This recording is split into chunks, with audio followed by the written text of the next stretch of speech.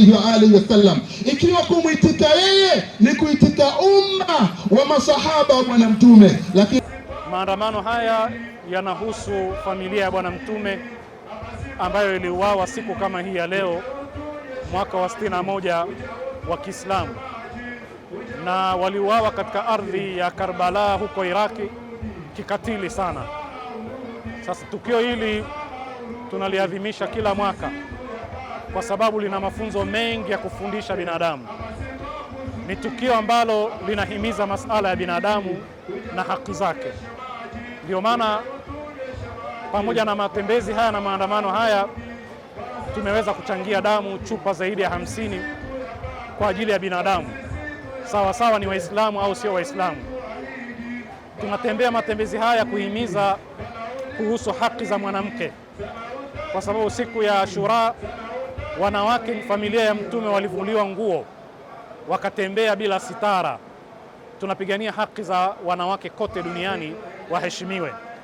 Mwanamke ni mama yetu, ni dada yetu, ni binti yetu.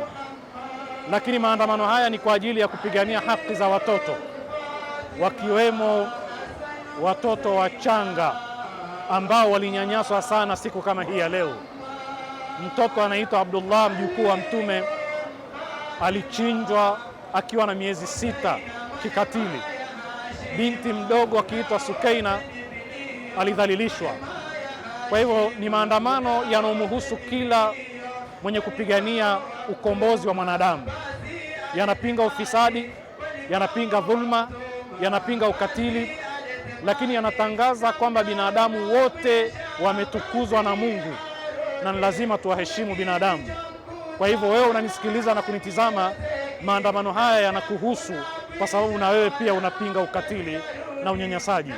Leo yamefanyika hapa Arusha, lakini vile vile yanafanyika kote duniani kama ambavyo mtaona katika vyombo mbalimbali vya habari. Wassalamu alaikum wa rahmatullahi wa barakatuh. Sakina analia kwenye kifua cha baba, na anamuuliza wapi basi kaenda, kwani siyo wewe baba ndio unamwagiza.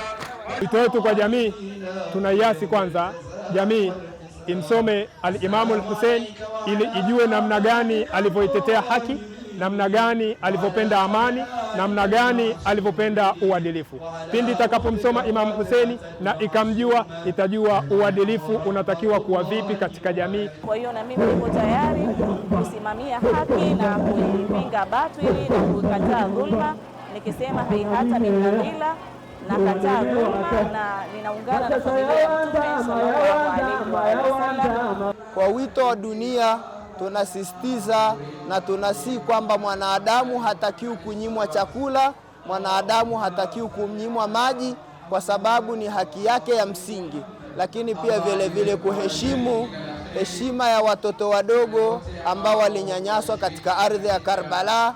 Tunapaswa kuwaenzi na tunapaswa kuwaheshimu na tunapaswa vile vile kujua haki zao, haki za watoto, haijalishi dini yao ni ya Kiislamu au dini ya Kikristo au dini yoyote, au hata kama hawana dini, lakini kuna haki za binadamu lazima waweze kuzipata.